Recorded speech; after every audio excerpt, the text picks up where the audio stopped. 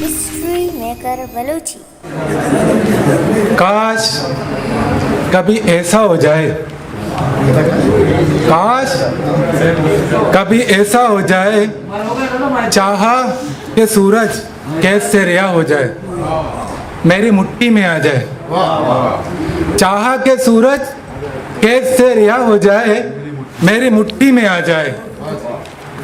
जैसे सुबह के इंतज़ार में शहर तड़पती रहती है, जैसे सुबह के इंतज़ार में शहर तड़पती रहती है, मैं भी तड़प रहा हूँ, मैं भी तड़प रहा हूँ इसी इंतज़ार में।